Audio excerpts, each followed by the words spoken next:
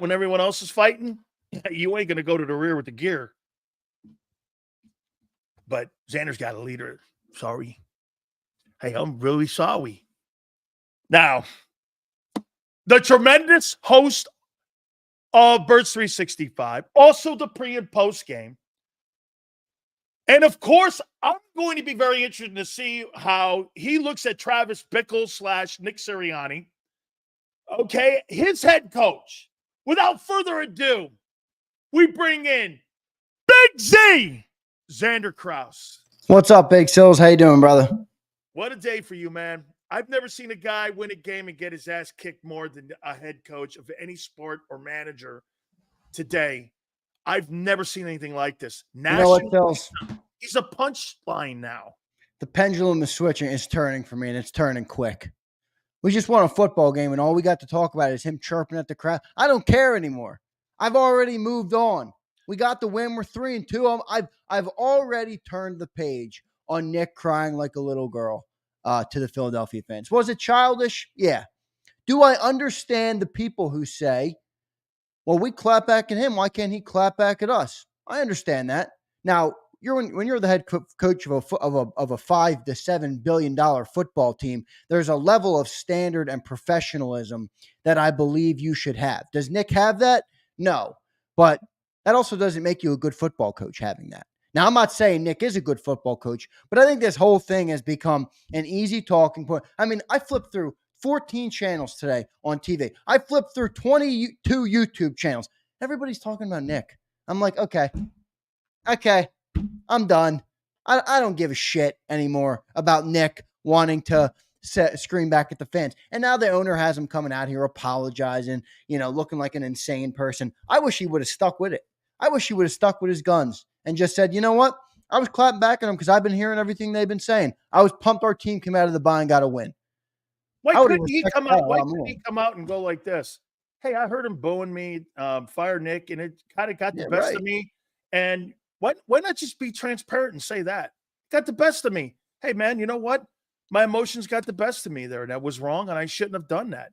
I mean, you don't have to come out and make a complete switch in your personality when the apology has not – get this too, Xander. And to your point, didn't he come out during the bye week? Didn't he say when your guy, our guy, John McMullen asked him a point-blank question about Robert Saleh being fired, how does that affect you? He goes, I can't control things that I have no control over. I can't control noise like that. Well, here's something he could have controlled, and it's noise that's not productive to winning.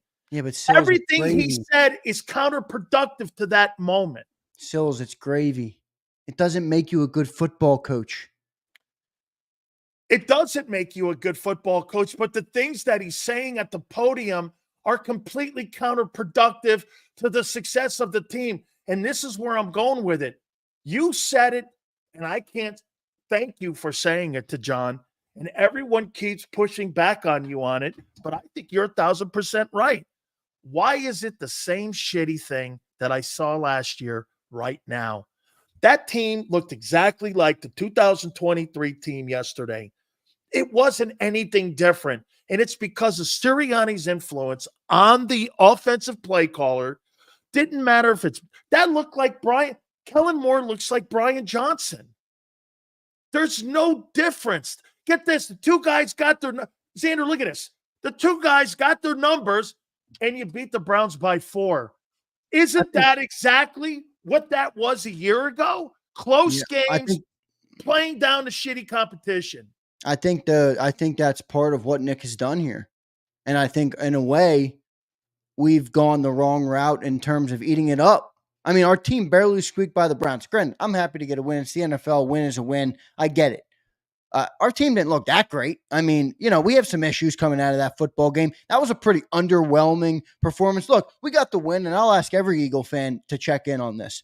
Do you feel better about the football team? And when I say better, I don't mean get to the playoffs. I don't mean win the NFC East. I mean be a Super Bowl contender like we thought we were going to be coming into the year. Do you feel better about that after the Browns game? The answer to that is no. And that's what we'd be talking about right now. But we're talking about Nick Sirianni clapping back at Eagle fan. Like, I just think it's so petty and stupid at this point. And I'll tell you something I like about Nick Sirianni that I'm learning to like about him right now. And it's another pendulum that he's shifting for me. This dude falls on every sword that sticks out. It doesn't matter if it's offense, defense, coaches, players. He falls on every freaking sword, dude. But it's not genuine. Sills, he said yesterday at the press conference, he called a defensive play. But it's not genuine. Call a defensive play? It's not genuine, though. When you why have why is it not genuine? I'll tell you why, because he's not falling on some fucking sword for the defensive. No, you really think he play called that for Vic Fangio, that he intervened? No way. So who's been under the most fire from the media, the local media, the national media, and the fan base since the year started? Who? It's Nick. It's Nick by a country mile. But just because you say that shit doesn't mean it's genuine. You think that guy's a genuine guy? There's a way to handle. All we know is the public perception. I don't know what's going on behind the scenes. Do you know the most genuine thing that he did on Sunday was actually screaming at the fans? That was the most genuine thing he did, because it wasn't, dude, that's what emotion is. Not a contrived press conference where you're being forced to get up there and fucking say something. That's the owner wanted him to do that. That was genuine. Yeah, but he's publicly falling on the sword is what I'm talking about. You're talking about inside. I don't know what's happening. You're talking about scapegoat again. No, I'm not. I'm talking about the public perception of everything you're around falling the on team. all the swords. You're a scapegoat. Well, isn't that what a head coach is? Isn't that what a leader is? Well, how many are you going to continue to do here? First we had Decide. Now we had Brian Johnson. Now we have Nick. I mean, my God almighty. It's an ever-ending conveyor belt of excuses making. All I'm saying is I'm seeing consistency with him getting up there and taking the sword for everything. The 3rd and 1 call, the only shitty offensive call of the day that would have been criticized. Oh, I made that call. Did he? I don't know if he did or not. But I can respect him falling on the sword for Kellen and Jalen on it. Can't you? Can you understand why he would do that? Audible out of the last play of the game. My take was he didn't want those two guys to have to say in the game. Yeah, but Jalen wants to be respected like a star quarterback, and that's what that is. Doesn't matter. You could have Andy Reid, you could have Bill Belichick. When you have a superstar quarterback and you want him to feel like a superstar quarterback, he has that autonomy. I don't view that as much of a slight on Nick as you. I think it's great that Jalen did it. I have no problem. I like your perspective of I'm good with Jalen and AJ saying, I'll take this in my hands. I'm good with that, but I don't view it as a negative on the coaching staff. I just view it as putting trust in the player that you paid, that is the leader of the franchise, that's marched out there every week as a star quarterback, putting that decision on him and allowing him to make it might give him a sense of confidence and swagger that he never had before when Jason Kelce was here and he didn't have those decision-making autonomy. All the super chats will be read. I promise you. Please hit the like button. Okay, so let me ask you this flat out then. Let me ask you this then. You think Jalen Hurts and the players trust the coaches to make decision-making with 2 minutes left in the game, especially offensively? Do you think they trust that coaching staff? Do you think Jalen Hurts, when you got Lane Johnson saying their offense is constipated, do you think that those players believe in that coaching staff with 2 minutes left in the game? I think that's a fair question, and it's fair to say that they might not. You know, you heard Lane's quote. Lane will give it to you straight. I mean, Lane tells you. And I think they're all smart people. They know how much talent is assembled on this team. They know they're not living up to their standard as an offense. I mean, we've scored over 25 points one time, guys. We have 34 points, and the rest were, I mean, what did we have yesterday? 20. We had a 15, an 18, and I think a 21 or a 22 versus the Falcons or whatever it was. I mean, we're not living up to our standard offensively. Let's call a spade a spade. I think the players know that. I also think the players probably don't put that all on Nick, right? I mean, if I'm a great player, I would say I got to be better, and I think they're smart enough to know that. But to answer your question, maybe they don't. I will tell you this. They don't show it publicly. They all came out in support. I thought I'm not the biggest CJ Gardner-Johnson guy in the world. I will say that. I'm not a huge fan of his attitude when you don't back it up with great play on the field. You see here, I thought his answer to Nick Sirianni was great. I mean, just as a team, right? Like we're fans, we're on the outside. We can say whatever we want. We can believe whatever we want. At the end of the day, Sills, the only thing that matters is the dudes inside the locker room and the coaching staff inside the locker. That's it. Everything we say on here is a reaction to what they do. If they handle business, if they're bought in, that means it's good. Not now, it might not work. That doesn't mean it's going to work. You I'm think they're saying bought in? we don't have to be bought in. Those are the dudes that have to be You bought think in. they're bought in by the way they're Right playing? now, I'll say, and maybe I'm delusional. Maybe I have eagle glasses on. I don't feel like I do because I'm still critical on the team, and I think they're underperforming. You think But their play is they're bought in? I believe right now they're bought in. I believe they've switched. Based on what? Because I think it's gotten to a point now where they see Nick as has become the villain, and they understand that. Jalen's been in that circumstance before. He's been in that going back to college when he was 19 years old. They know that. These dudes know that. CJ Gardner-Johnson said it. He said, you guys have no idea how much shit that coach takes on a daily basis. Now, right or wrong, the shit right or wrong. So that creates a rallying call. Are you looking for me to feel sorry for the guy? I'm not looking for you to feel sorry for him. I'm explaining to you why I believe the players are rallying behind him, even if he's not performing up to level. You understand it? It's a villain. Oh, so wait. Philly 500 just brought a good point up. All those things you said are right. How come they're not responding when it comes to the results of the games? Well, that's a fair question. And quite frankly, I don't have an answer for it. John McMullen says execution. You say coaching in both. I think it's right in the middle. I mean, I think it's got to be some on the coaching. I'm not looking to skate Nick off the hook. Has he been a great head coach the last 22 games? No, he hasn't. And I'm not going to let him off the hook for that. I think when things are great, he's great. I think when things are bad, he's awful. I mean, I think he's partly a bozo. I'm just saying from the perspective of responding to him with the crowd and then talking about how the locker room is taught. I mean, look, go watch the video.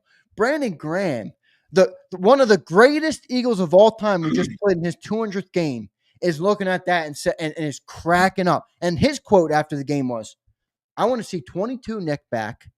Nobody knows the Philly fans better than me. I lived through it. The best thing you can do is be yourself and make them eat their words. It's clear that the players told Nick, come out and be yourself again. Jalen said it. BG said it. CJ Gardner-Johnson backed him up. And this was the first week he's acting like an emotional idiot again. Okay, so he's an emotional idiot and his team played up and down against a shitty team. So that's what you're looking for out of your coach? Acting like an asshole on the side. Not saying you. Acting like an asshole on the sidelines and having your team half prepared? Is having a team half prepared? Should that be more on players as well, though? I mean, I'm not excusing them, but wait a minute. I'm going to show you something here. What you said to me last Friday. People are looking at them going like this. Well, and this is where you talk about the preparation. Well, shit, the Browns, you told me, average like 18 points a game. Well, they got 16. Yeah. Okay, they average like 251. They average like 251 total yards a game. Well, they had 244. They average about 157 yards pass per game. Well, they had 144. They actually did better running the ball. Dude, you said it in the pregame and postgame. They played down to their competition. Oh, they did. The Browns were who they were. See, this didn't do anything special, Zander, on defense against this is a different conversation, in my opinion, than reacting to the antics of Nick Sirianni. Because you asked me, is the team bought in? That's part of preparing. Well, not really. Was he preparing? What, being 22, Nick, acting like an asshole? Or more concerned about getting his team ready and having his team focused and prepared to play and kill a team that you should win by at least 14 points? Well, let's just run through the game then real quick. Jalen Hurts outside of the first 5 plays, which you're right. The first quarter thing has to be fixed. They've all addressed it. It has to be fixed, and that does come down to coaching as well. No doubt. After Jalen Hurts started 0-5, he was 16-20 for 230 and change yards and 2 touchdowns. That's efficient offense. You take out the special teams blunder, and this was a blowout game. The defense gave up 9 points. Not 16, 9. It was a fourth quarter football game. Partly because of that. And the 3 and outs on offense. I'm going to make a point to you what you just said too about preparation. What is the most prepared on a football game plan that you have when it comes to preparing for a respected team on any given Sunday? You know what that is? The first 25 plays. You practice them all week. You script them out all week. You talk about them all week. How come in the first 5 games of the year for this team has had no offense when it comes to putting points on the board? They can't even kick a fucking field goal. This is the easiest part of your game plan, is scripting those first 25, and yet they're not prepared to be a team to get rhythm. They were talking about starting fast. Well, guess what, Zander? Starting fast, 0 for 5. The easiest part of your game plan is the first 25 plays. Yeah, and in every 5 games, I'm not going to dispute that. Hey, all 5 games, they have been incompetent. Okay? Now, they've adjusted. Why? Because they've got better freaking talent. The talent is carrying them, not the coaching. Okay? That's when you go like this. Well, Jalen Hurts picked it up after the first 25. Once they got off the ineptitude of the coaching and the inadequacies of the coach's game plan, they got off it. They went pretty much off script, and they started going and doing what they do better. Do you understand? The first 25 plays shows me what kind of coaching staff you are. Once you get out of that, then it comes down to players making plays. Yeah. Dude, when you watch Baltimore play, Baltimore's the best team in the league right now. Yeah, they're red hot. They are killing teams. Took them a couple weeks to figure it out, but once they got – now, look, you're right. I mean, look, and my point with Nick Sirianni isn't as much that I'm saying he's a good coach. I'm saying I think there's a gross overreaction to this being some sort of indication on who he is. We know who Nick is. We know who he is. But the people that think he's suffering, coach. But it's the continuing of – watch this. Okay, watch this. How does this look? You're shaving the head. You're fucking – hey, you're shaving the head like you're some sort of like skinhead. Wait. Like you're a skinhead. Look at this guy. He looks like a skinhead that was in that Apple commercial. I mean, look at it for Steve Jobs. Look at this guy. Shit. This guy looks like he belongs on a roof. Nick is losing it. Look, it ain't easy to coach. We talked about it last week. It's like being a president. You age like 32 years and 4 when you're the coach of the Philadelphia Eagles. I mean, I could swear I saw this guy at a post office as number 6 man most wanted. Look at this. Then he starts doing that shit on the sidelines. And get this. Then he starts with that. Then they have that video of him like talking like he's Newt Rockne, and then he's swearing and talking shit to the. I mean, Zander, it's just a litany of shit. That this guy, it's not a one-off. This is like I mean, I don't know how you're defending this guy. I just don't. Because you know why? Because I listened to every show today, and I haven't stopped since He was going to say dickheads like me. Go ahead. No, not dickheads like you. Because if I wanted to say that, I would have just said it.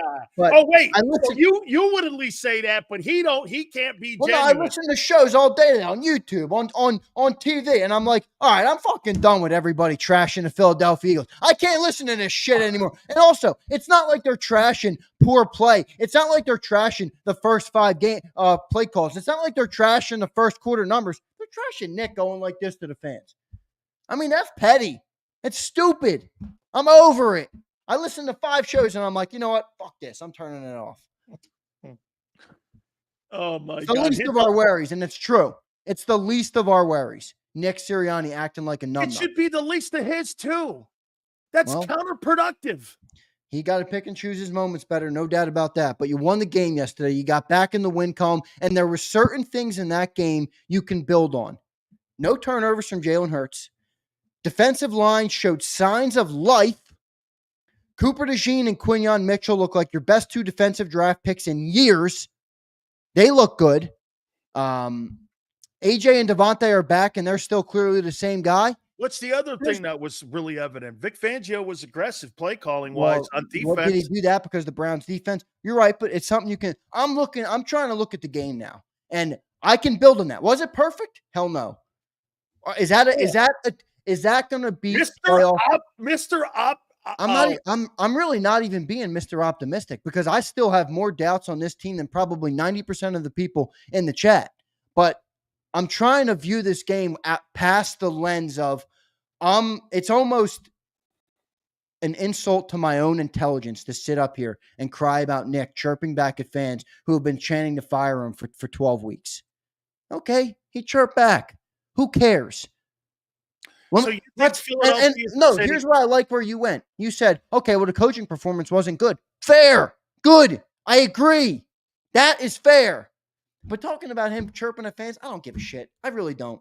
I really don't, dude. So what and how he presents himself and how he represents that I team think and I'm used to it. being the leader of that team and having to be a leader. You told me this. You got to pick your moments better. You got to understand who you are. You can't. Didn't you say that about Slay and Avonte Maddox? You have to pick your moments better. Well, fuck, man. Does the head coach have to pick his moments better than a player? I mean, the player, you kind of get it a little bit because they're supposed to be emotional. Your head coach is not supposed to have these massive swings like he's bipolar. Nick Sirianni acts like he's bipolar, dude. 1 minute he's like a love guy. The next minute he's telling you to go fuck yourself. That's bipolar. I mean, do you want a bipolar head coach?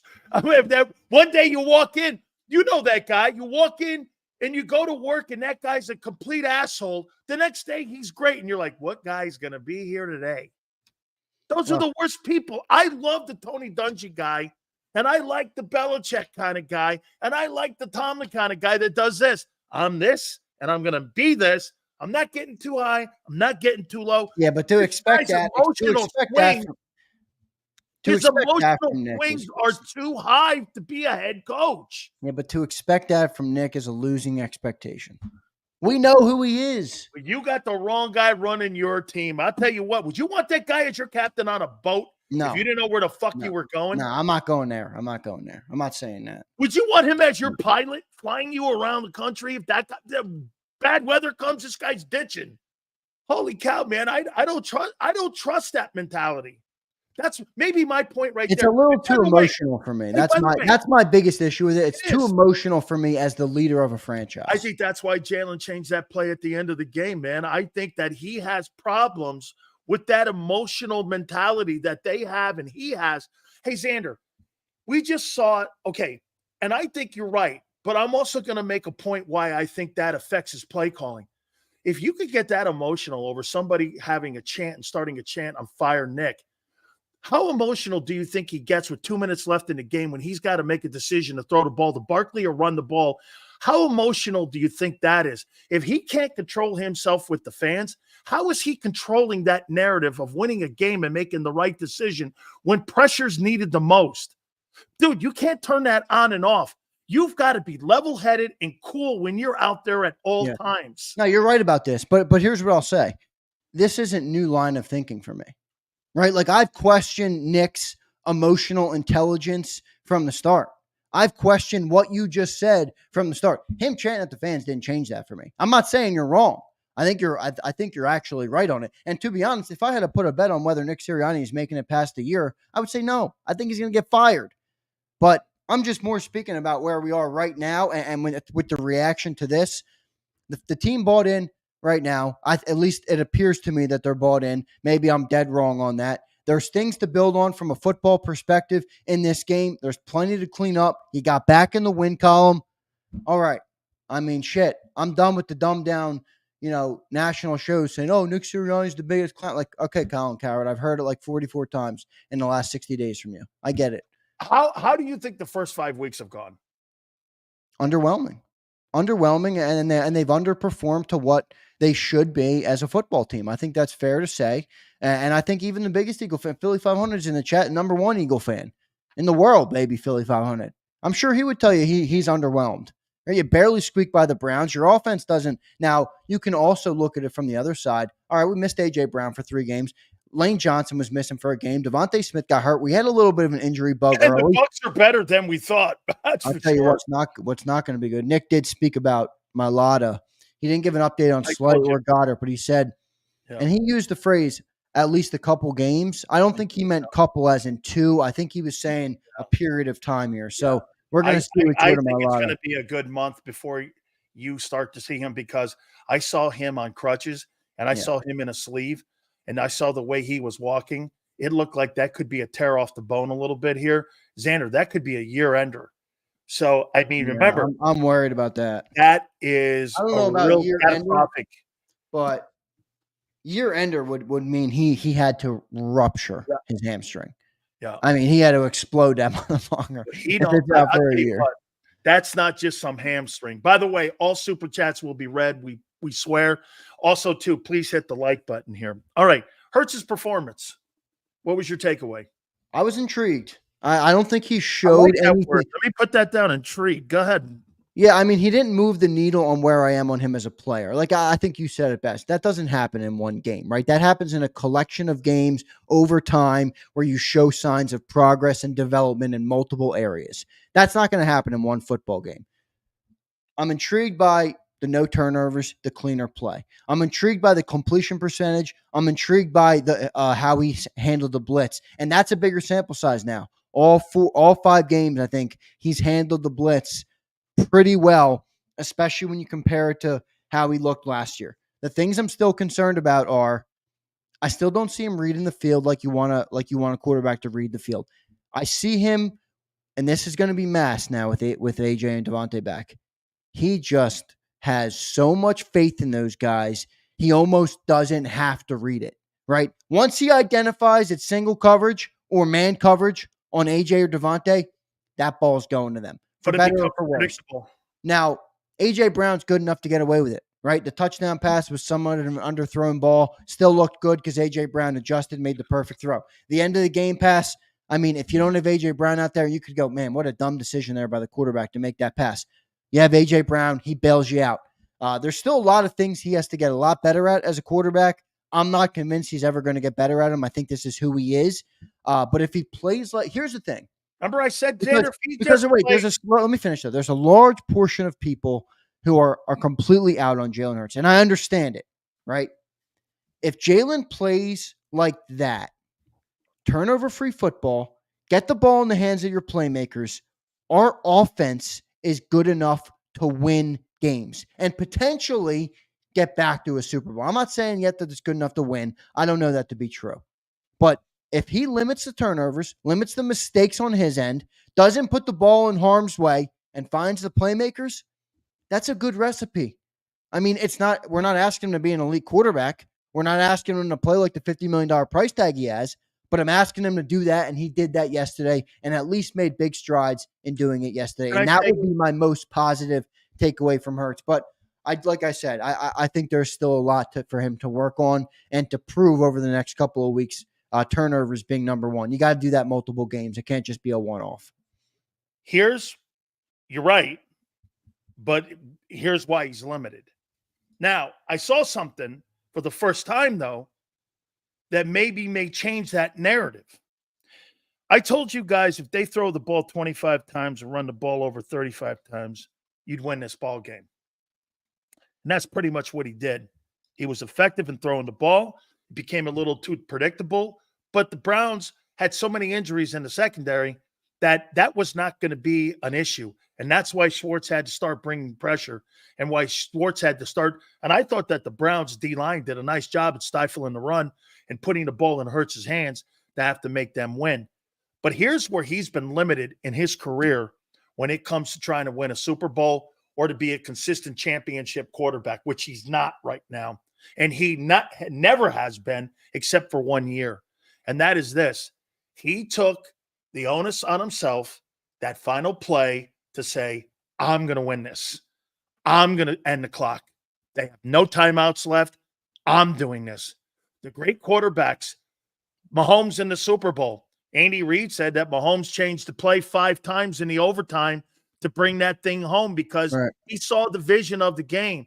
That's the first time. Now, maybe this goes back to what Jason Kelce said at the beginning of the year. There's more responsibility for the kid, and he's learning that responsibility on what it means, and that was a sign for me. That's why I told you, Xander, if he threw a pick down there, at least I'm fucking losing with the guy. You say this every single week. You know what that is? You say we're going to go as far as that quarterback's going to carry us.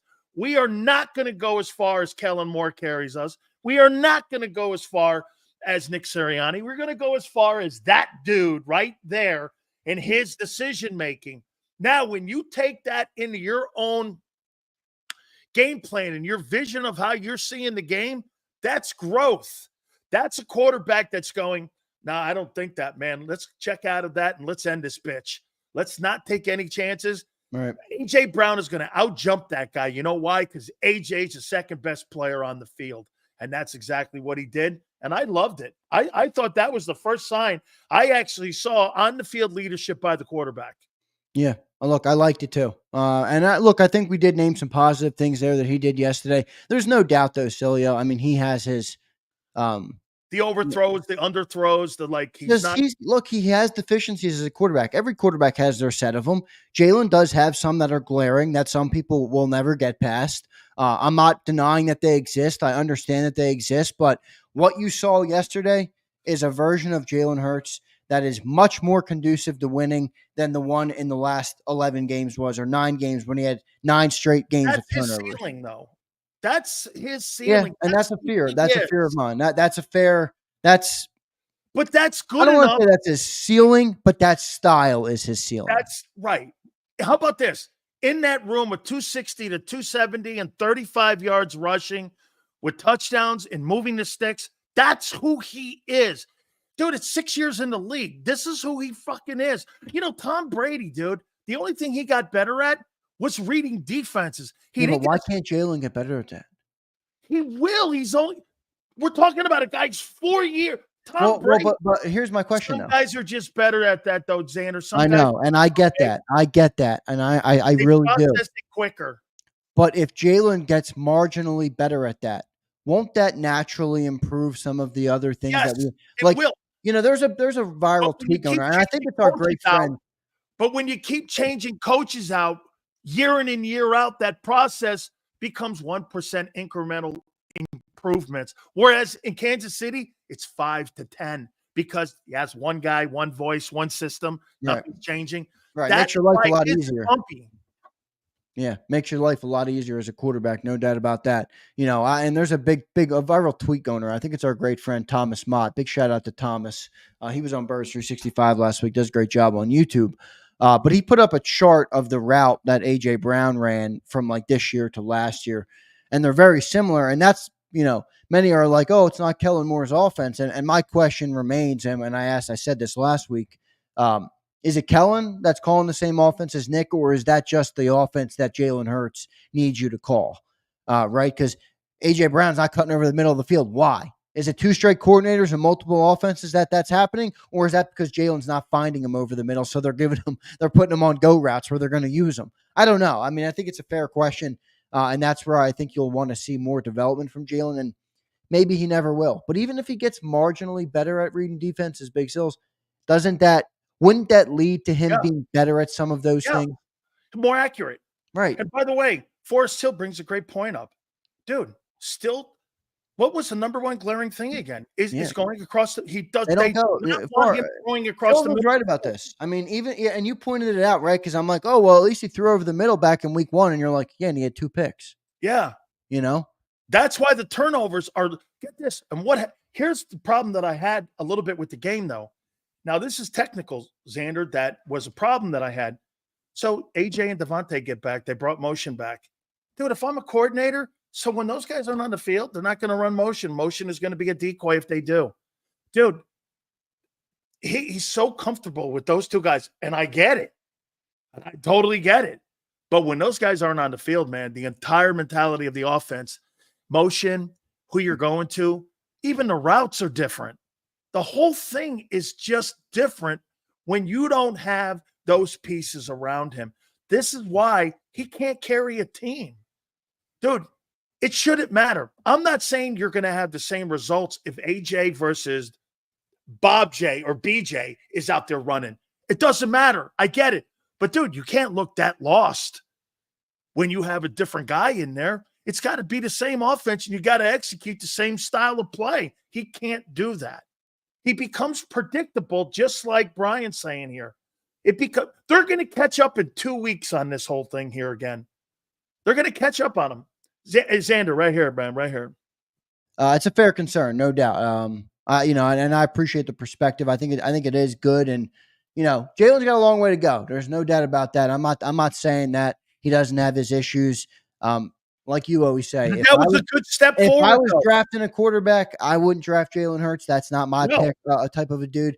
But he's who we got right now, and Right. what he showed yesterday was better than what he showed in what week 1 through 4. It was a good step forward. Yeah. Okay, yesterday. Let's get to the super chats because we got 'cause Angelo Cataldi at the bottom of the hour here. Yeah. Big Good shout out to 2 people who became a member today. Big shout. Thank you guys, man. Huge. Thank you. Yeah, keep evolving. Thank you for that. And I think we had one more. Andrew Zink. Andrew, thank you, brother. Appreciate both of you guys for becoming a member. That's big stuff there. Did we get Knicks? We did, I think, right? Keep saying Eagles should trade for No, Amari I don't want Cooper. that, dude. What the fuck? What Nick, why the hell would you want Amari Cooper? What does he add to this football team? Nothing. I'll Absolutely pass on that. no interest in that. Jason A-Team says, do you think Lurie is copying Jerry Jones, keeping Eagles front page media? It's starting to seem like it. I don't believe that. I think that they have more cognizant people of understanding that the football is important, that Jerry is get this. Here, Jason, wait a minute. He's an 82-year-old man as general manager. But Sills, it's hard to think about how much drama's followed this team in the last 8 months specifically. Well, he is a movie producer. I don't know. Think about it, right? Like, is that a coincidence? Nope. I mean, think about it. They were this, Jason. I'm hoping that's not the off-season case, drama. baby. I'm hoping more so that that's not the case. Yeah, that he likes the fact that the Eagle, dude. I can't turn the show on right now that Nick Sirianni's not the punchline or something. Yeah, seriously. I told you that's why I came on and was like, I'm fucking done with this Nick shit. It's stupid. Brian's not gonna like me today. I knew it. He said, "Oh no, I see the twinkle in Xander's eyes. 14-3 is back." No, pumper. Jalen Hurts and Nick Sirianni, what have you done to my precious team? Why? Brian is seeing. He says he sees a twinkle in my eye. I don't know about that, Brian. Look, I thought there were some positives to take from the game yesterday. I really do. I thought there were some positives that have been completely. Now there were some negatives as well. Which were masked as well by Nick Sirianni. But yeah, you played down the competition. Brian, I'll always give it to you as straight as I can, brother. I'll always give it to you my truthful, honest opinion. If it's ripping the team and Jalen, that's what I'll do. If it's not, I won't do it. For Angie, man. Angela coming up 10, 12 minutes. We don't like Nick because he's fraudulent and not honest, even with his good deeds, taking heat for the team. It's just a clown show. Look, it's fair. You're allowed to believe that. I think honestly, most of that assessment's pretty fair. I do too. I mean, yeah. I don't believe the most genuine part, Jason, like I said, was him screaming at the fans. Hey, fuck you. Stop those chants. Hey, you imagine telling people, wait, dude, honest to God, as a kid growing up, being around the league, being in the league, telling Philly fans to go fuck themselves. I can't believe that guy, the only reason he got out of that stadium alive is because he was the head coach of the Eagles. Yeah, because if any other coach had done, can you imagine a coach going in there and dude, they were throwing batteries at Michael Irvin. Okay. There is a part of me that's like, yeah, we booed Santa Claus. What makes you think you're better than Santa Claus? You're going to get booed, dude, if you stink. I mean, dude, you're lucky you're the head coach of that place. So they would have killed your ass. I'll also, and Jason, thanks for the super. All I'll say back is be prepared. Cilio, you included. There's a pendulum turning, and Big Sills knows this. When you become a villain and you have nothing to lose, and then you start to embrace that, that's when people go, hey, man, I can get behind that guy. In a way, if Nick forges his way through this fire, it could make him a better leader of the men inside the locker room. That doesn't mean he's going to be a good coach. That doesn't mean he's not going to get fired. I'm saying the dudes in the locker room. You're going to galvanize people in the room. Exactly. That's how it works, and he's fully embraced that villain mode. But the winning will the winning right. You gotta win. Yeah, gotta win. If you're gonna play that role, Xander, you gotta win. Yep, like you always, you got to be good, right? I mean, yeah. Hey, you want to play that role? But he's a great broadcaster. So hey, do it. You want to play that role? You better be good. Yeah, Prince says Stills is right. This team wasn't prepared for the Buck game. And it's clear they weren't prepared for this one either. He has a point, FML. Yeah, I mean, he does have a point. I think that's a bigger point than Nick Sirianni crying at fans. And there's Prince. Prince agrees with probably 20% of my shit. He was waiting for me to come in, and then he started saying, shit, I don't agree with Xander today. Fuck, I got to agree with Cilio. Unbelievable. Come on, we got to roll, bro. I got 8 minutes before Angelo's up here. Yeah, Abe Angelo's says it's coming up coaching, not preparing them for games. Chiefs linemen are doing Pilates to keep them healthy. Effort in games from players is what we can go off. That's fair, but I'm not going to go to Chiefs youth doing Pilates, Abe, as some sort of a catalyst for whether the Eagles are bought in. Come on, Abe. Abe, you're better than that shit. Pilates. Yeah, Pilates. Come on, Abe. Looks like his mugshot. Keep evolving, becomes a member. Appreciate it. Jarrell, $20. Villain Sirianni, baby. Let's go. Jarrell is a little further than I am. I'll say that. Hey, look at Jarrell, man. He's he's a little bit embarrassed though about his coach. Yeah, Jarrell just wants. Yeah, Jarrell, hey, look, he's an Eagle fan. I love it. Appreciate you, Jarrell. Whoever defends this head coach needs to put in a padded room with all this crazy talk. Yeah, you go there, Zander. Polska's sending me to a padded room. Polska, you want to go in a padded room and spar up, brother? I'll go. Let's go. Dude, the coach is bipolar.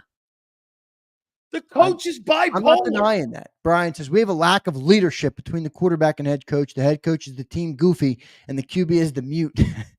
No one with the C is leading us to war, not even BG. Wow. That's a fair criticism, I guess you could say there. Brian checks in again. Jags making trades. I'm intrigued. What can we get? Brian, you got to be kidding me. You've been dropping supers all day, all month long about how much you're out on this team. And now somebody said, "Oh, hey, some people on the trade market." And hey, I'll take some of them. Jack, Brian, he's eating that shit up like it's chicken dinner, baby. Brian, I was wrong. Doug ain't making it. Doug ain't making it. No, Doug's getting fired, and he should. Honestly, I love him, but he should. Hey, you can't ever see that down bad like that. You can't. And Trevor Lawrence looks completely lost, man. I mean, I thought that was going to be better than the Ryan. I'll take him too. Josh Allen, the edge rusher. Oh yeah, that motherfucker. Oh yeah. And they just gave him 25. Yeah, they just gave him 25 annually too. I'll take that. Better than Bryce Hufflepuff, that's for sure. Okay, absolutely. One more super chat. I'll get out of here. Abe says you should watch Michael Irvin video about Dallas. Ooh. Oh yeah, he's real quick. We got to comment on them, dude. Boy, maybe that might be the reason I came in optimistic. Hey, I'm watching that Eagle game like, this isn't great. I mean, I don't feel inspired. And then I turn on the Cowboys. Hey, 47-9. Did you see them throwing passes with 2 minutes left in the game to Penei Sewell? They were fucking with the Cowboys. It was, dude, that roster versus the Cowboy roster, it is not in the same area code. They're nowhere near the Detroit Lions. No, that the lack of talent. They lost Hutchinson, though. Dude, the Lions and the Ravens right now are playing the best football. That could change in a week. We all know that. I mean, look, they lose Hutchinson yesterday. That's a big massive loss. Yeah, it's so true in the NFL, though, isn't it, man? You really got to take it week to week. Like, we came back, we're like, everybody's healthy again. Now we might be out Jordan Mailata and Dallas Goedert for a few weeks. Like, it's a week to week. Destroying New Orleans, huh? But the Bucs destroying New Orleans, putting 51 on them. The Bucs are good in New Orleans. Well, remember they had Spencer Rattler playing the Saints and everything. So I'm not gonna. But the Bucs look good, especially offensively. Baker Mayfield deserves a lot of credit. But we got all the super chats. Another big thank you to the members. Keep evolving, and Andrew Zink, guys. If you want to support the channel, it's one of the best ways to do it. Is becoming a member. So can't thank you both enough for doing that today. Absolutely. Zander, great stuff. We will catch you on Birds 365 tomorrow morning. Tell John. Must be really intriguing covering that guy, man. Mr. Bipolar. So you got to send Nick Sirianni a text tonight and record your classic. I'm the bad guy. I'm the bad guy. Because that's Nick now, baby. He's right there with Big Sills. He's the bad guy now. Hey, he is. He's the bad guy now. Zander, I appreciate it. We'll catch you tomorrow morning. Wait, look at 500. He's ready to rip homes on Wednesday. It Wednesday? Yeah. Philly, love you, brother. Thanks, everybody. Appreciate all you guys. Philly, Angelo's coming up next. Zander, thank you so much. Guys, Angelo Cataldi on the other side. We will get his take on this. You better buckle up because I got a feeling this thing's going to be a little rough here. Hit the like button. Keep it here, National Football Show. If you missed any of today's show on the JAKIB Media channel, listen to the podcast on your way home. Available on YouTube, Apple, and Spotify.